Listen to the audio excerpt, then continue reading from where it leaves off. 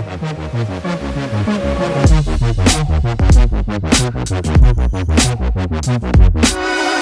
guys, स्वागत छ तपाईलाई मेरो टिकटकको अर्को एपिसोडमा र आजको एपिसोडमा will be talking about the OnePlus Nord N100 जुन चाहिँ there is a little bit gimmick about this phone जुन चाहिँ हामी अहिले कुरा गर्नेछौँ तर अहिलेको लागि चाहिँ will be talking about the pricing and the specs of this phone so without any further delay यसको स्पेक्सतिर लागौँ सो फर्स्ट एन्ड फरमोस्ट यसको डिस्प्लेको कुरा गर्नुपर्दाखेरि चाहिँ यसमा तपाईँले आइपिएस एलसिडी डिस्प्ले पाउनुहुन्छ जुन चाहिँ 90 गिगाजको 6.52 इन्चेसको जस्ट एचडी डिस्प्ले जसमा चाहिँ कर्निङ गरिला ग्लास 3 युज गरिएको छ सो प्लेटफर्मको कुरा गर्नुपर्दाखेरि चाहिँ यसमा चाहिँ एन्ड्रोइड 10 छ जसमाथि चाहिँ अक्सिजन ओएस 10.5 छ सो अक्सिजन ओएस भयो भने चाहिँ यसको चाहिँ OnePlusको अक्सिजन जुन छ यो चाहिँ नियर स्टक एन्ड्रोइड छ सो चिपसेटको कुरा गर्नुपर्दाखेरि चाहिँ यसमा स्न्यापड्रागन 460 चिपसेट छ जुन चाहिँ 11 नैनोमिटर बेस चिपसेट हो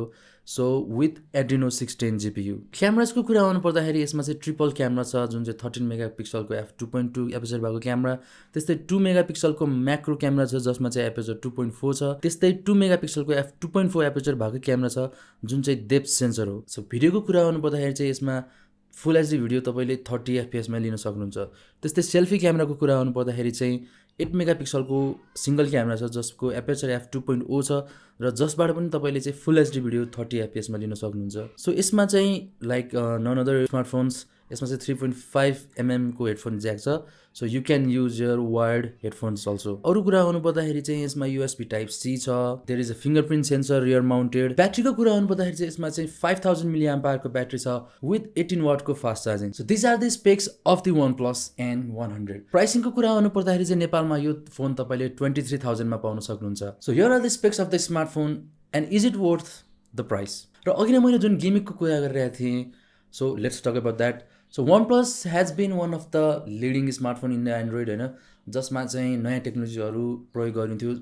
इभन OnePlusको फोनहरू पहिला आउँदाखेरि चाहिँ they used to be called as a flagship killer किनभने चाहिँ त्यसमा फ्ल्यागसिपको स्पेक्स हुन्थ्यो फ्ल्यागसिपको एकदमै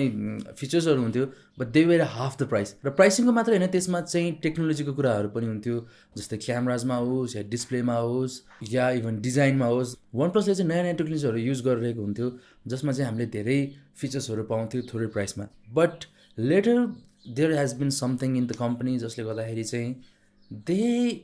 खै अब हामीले भन्नु त केही मिल्ला होइन but they have been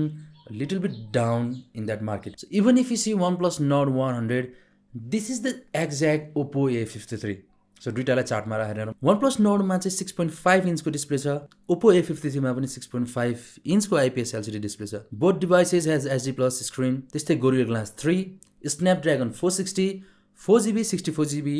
13 megapixel 2 megapixel plus 2 मेगापिक्सलको क्यामेरा 5000 mAh को battery and 18 watt fast charging this is the Oppo A53 so जुन चाहिँ हामी OnePlusलाई एउटा चाहिँ नयाँ डिभाइस ल्याउने नयाँ टेक्नोलोजी भित्राउने स्मार्टफोन कम्पनी भनेर चिनिन्थ्यौँ किनभने the Carl Pei who is the founder of OnePlus उहाँले चाहिँ अहिले इन्डिपेन्डेन्ट हुनलाई कम्पनी जोडे त्यसपछि they have been into some troubles maybe होइन हामीलाई थाहा छैन बट